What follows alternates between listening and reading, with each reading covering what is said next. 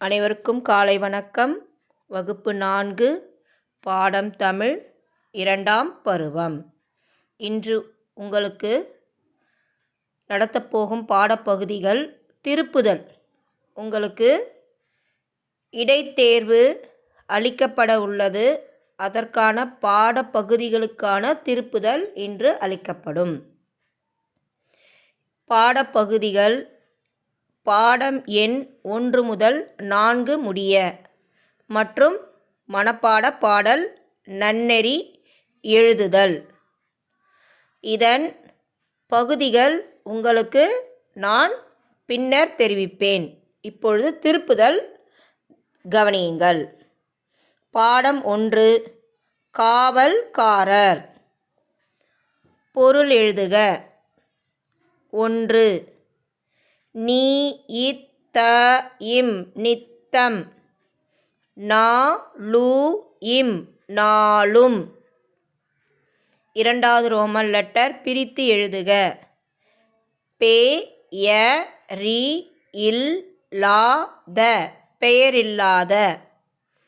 பே ய இர் பெயர் கூட்டல் இ இல் லா த இல்லாத பெயர் கூட்டல் இல்லாத. அடுத்தது ரோமன் லெட்டர் 3 சேர்த்து எழுதுக. அசைய கூட்டல் இல்லை. அ சை ய வி இல் லை அசையவில்லை. அடுத்து மூன்றாவது எதிர்ச்சொல். 1 மேலே மேலே கீழே கீழே. அடுத்தது பொறுத்துக. 1 சரிகை வேட்டி கருப்பு கோட்டு வெள்ளை சட்டை சோளக்கொல்லை பொம்மை கனத்த மழை. அடுத்தது குருவினாக்கள். தோட்டத்தின் நடுவே ராஜா போல் நின்றவர் எது? விடை தோட்டத்தின் நடுவே ராஜா போல் நின்றவர் சோளக்கொல்லை பொம்மை. இரண்டாவது காவல்காரருக்கு தோட்டத்தில் உள்ள பணி யாது? விடை காவல்காரருக்கு தோட்டத்தில் உள்ள பணி தோட்டத்தை காவல் காப்பது ஆகும். அடுத்தது மூன்றாவது பொம்மைக்கு கருப்பு கோட்டு வெள்ளை சட்டை கொடுத்தது யார்? விடை பொம்மைக்கு கருப்பு கோட்டு வெள்ளை சட்டை கொடுத்தது காகம். அடுத்து கொடுத்த ஆடைகளை காவல்காரர் ஏன் அணியவில்லை? காகம் கொடுத்த ஆடைகளை காவல்காரர் ஏன் அணியவில்லை? உயிரற்ற சோலைக்கொல்லை பொம்மையாக காவல்காரர் இருந்ததால் காகம் கொடுத்த ஆடைகளை அணியவில்லை. அடுத்தது பாருங்க. பாடம் 2 எல்லாரும் இப்படியே இருந்துவிட்டால். சொல்வதை எழுதுக. உங்களுக்கு பின்னர் ஆன்லைன் லைவ் வகுப்பில் அளிக்கப்படும். ஒரு சிறிய தேர்வாக அளிக்கப்படும். அனைத்து பாடங்களில் உள்ள சொல்வதை எழுதுக சேர்த்து அளிக்கப்படும். அடுத்தது புத்தகத்தில் பக்கம் 15 1 முதல் 5 முடிய உள்ளது. அடுத்தது பொருள் எழுதுக. 1 குனிந்து வளைந்து. பிரித்து எழுதுக. பாய்ந்தோடும் பாய்ந்து கூட்டல் ஓடும் பா இ இந்து பாய்ந்து கூட்டல் ஓடு இம் ஓடும். அடுத்தது இரண்டாவது ரோமன் லெட்டர் சேர்த்து எழுதுக. காலை பொழுது காலை கூட்டல் பொழுது காலை பொழுது. இணைத்து எழுத வேண்டிய எழுத்து இப். சேர்த்தெழுதுக. காலை கூட்டல் பொழுது. காலை பொழுது. காலை இப்பொழுது பொழுது. காலை பொழுது. அடுத்து இரண்டாவது தன் கூட்டல் உடைய.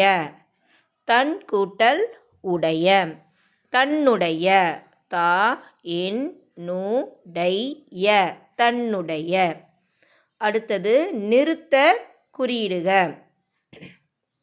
புத்தகம் பக்கம் எண் 13 உள்ளது. இது உங்களுக்கு தேர்வில் அளிக்கப்படும். இடைத்தேர்வில் உங்களுக்கு இது கிடையாது. இந்த பகுதி இல்லை. அடுத்து குருவினாக்கள். 1. நிலத்தை தெய்வமாக வணங்க வேண்டும் என தாத்தா கூற காரணம் என்ன? விடை. நமக்கு தேவைப்படும் உணவுப் பொருட்களை விளைவிப்பதால் நிலத்தை தெய்வமாக வணங்க வேண்டும். 2. எல்லாரும் இப்படியே இருந்துவிட்டால் என இளமாறன் ஏன் கூறினான்? விடை. உழவுத் தொழிலை மறந்து எல்லாரும் இப்படியே இருந்துவிட்டால் பணத்தையா சாப்பிட முடியும் என கூறினான் இளமாறன். இதில் உங்களுக்கு நெடுவினா கொடுக்கப்பட்டுள்ளது. நீங்கள் பாயிண்ட்ஸ் போட்டு எழுத வேண்டும். இங்கு 2 பாயிண்ட்ஸ் உள்ளது. செயற்கை உரங்களை பயன்படுத்துவதால் ஏற்படும் விளைவுகள் யாவை? விடை. செயற்கை உரத்தை பயன்படுத்தி உற்பத்தி செய்யும் உணவுப் பொருட்களை உண்பதால் நமக்கு நோய் எதிர்ப்பு சக்தி குறைந்து நோய்கள் வருகின்றன. 2. உடலை வாட்டும் நோயான சர்க்கரை நோய் வயது வித்தியாசம் இல்லாமல் சிறு பிள்ளைகளுக்கும் வருகிறது. அடுத்தது 3வது பாடம். பாடம் 3. யானைக்கும் பானைக்கும் சரி. இதில் நிரப்புக. உங்களுக்கு புத்தகத்தில் பக்கம் 19 உள்ளது. இப்பொழுது நான் உங்களுக்கு ஒரு முறை வாசித்து காட்டுகிறேன். அதனுடைய புகைப்படம் உங்களுக்கு அனுப்பி வைப்பேன். வணிகர் டேஷ் நாட்டை சேர்ந்தவர். வணிகர் அரபு நாட்டை சேர்ந்தவர். உழவர் வணிகர் இருவரின் வழக்கை எதிர்கொண்டவர் மரியாதை ராமன். திருமண ஊர்வலத்தில் யானை இறந்துவிட்டது. பழைய பானை கீழே விழுந்து நொறுங்கின. அடுத்தது குருவினாக்கள். உழவர் யானையை எதற்காக இரவல் கேட்டார்? விடை. உழவர் யானையை தன் மகன் திருமணத்திற்கு ஊர்வலம் விடுவதற்காக இரவல் கேட்டார். 2. ஊர்வலம் சென்ற யானைக்கு என்ன நேர்ந்தது? ஊர்வலம் சென்ற யானை இறந்துவிட்டது. யானைக்கும் பானைக்கும் சரி என்ற கதை உணர்த்தும் நீதி என்ன? விடை. யானைக்கும் பானைக்கும் சரி என்ற கதை உணர்த்தும் நீதி ஆத்திரக்காரனுக்கு புத்திமட்டு. அடுத்து நெடுவினா. மரியாதை ராமன் உழவரை தனியே அழைத்து என்ன கூறினார்? விடை. அரபு வணிகர் வரும்போது உங்கள் வீட்டு கதவிற்கு பின் பழைய பானைகளை அடுக்கி வைத்து கதவை தாழ்பால் போடாமல் காத்திருங்கள். பின்னர் நடப்பதை நீதிமன்றத்தில் பார்த்து கொள்ளலாம் என்று சொல்லி அனுப்பினார். அடுத்தது பாடம் 4. நன்னெறி. முதலாவது பொருள் எழுதுக. அதிர்கின்ற. ஒலிக்கின்ற. ஓ லி இக் கி இன் ற. ஒலிக்கின்ற. அடுத்து ரோமன் லெட்டர் 2 பிரித்து எழுதுக. 1. இன்சொல். இ நீ மை இனிமை கூட்டல் சோ இல் சொல். இனிமை கூட்டல் சொல். இன்சொல்.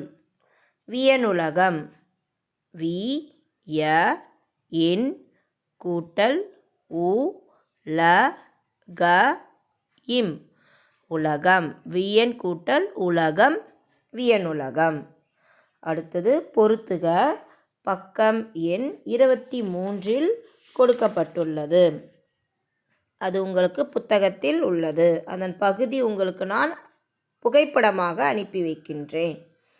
அடுத்தது புத்தக பயிற்சிகளும் உங்களுக்கு புகைப்படம் முன்னரே கற்பித்துள்ளது. இது திருப்புதல் பகுதி. புகைப்படம் அனுப்பி வைக்கின்றேன். அடுத்து குருவினாக்கள். உலகம் எப்போது மகிழும்? விடை: இன்சொல் பேசுவதால் உலகம் மகிழும். இரண்டாவது, கடலின் அலைகள் எப்போது பொங்கி எழும்? கடலின் அலைகள் குளிர்ச்சி பொருந்திய நிலவின் ஒளியால் பொங்கி எழும். இது பாடம் 4. அடுத்தது நன்னெறி மனப்பாடல் பாடல் எழுத வேண்டும். எழுதும் பகுதி. நன்னெறி. ஈ in so law will இன்சொலால். Ah entry அன்றி. ஈரு நீ ஈர் இருநீர். வியனுலகம் வியனுலகம். இன்சொலால் அன்றி இருநீர் வியனுலகம். வா இன் சோ லா இல் வன்சொலால். ஏ இன் ரு இம் என்றும். மகிழாதே மகிழாதே. வன்சொலால் என்றும் மகிழாதே. பொன்செய். போ இன் சே இ பொன்செய். அதிர்வலையாய் அதிர்வலையாய். போ இங்காது பொங்காது. அழல் கதிராயில் அழல் கதிரால். த இன் நே இன் தன்னென். கதிர் வரவாயில் கதிர்வரவால். போ இங்கு இம் பொங்கும். கடல் கடல் பொங்கும் கடல். பாடலை இயற்றியவர் சிவப்பிரகாச சுவாமிகள். மீண்டும் ஒரு முறை முழுவதுமாக உங்களுக்கு பாடலை பாடி காட்டுகின்றேன். இன்சொலால் அன்றி இருநீர் வியனுலகம். வன்சொலால் என்றும் மகிழாதே. பொன்செய் அதிர்வலையாய் பொங்காது அழல் கதிரால். தன்னென் கதிர்வரவால் பொங்கும் கடல். இன்றைய பாடப்பகுதி உங்களுக்கு முடிந்தது. இது உங்களுக்கு இடைத்தேர்வுக்கான திருப்புதல் பகுதி. இதனுடைய புகைப்படத்தை பார்த்து உங்களுடைய நோட்டு புத்தகத்தில் எழுதி கொள்ளவும். நன்றி.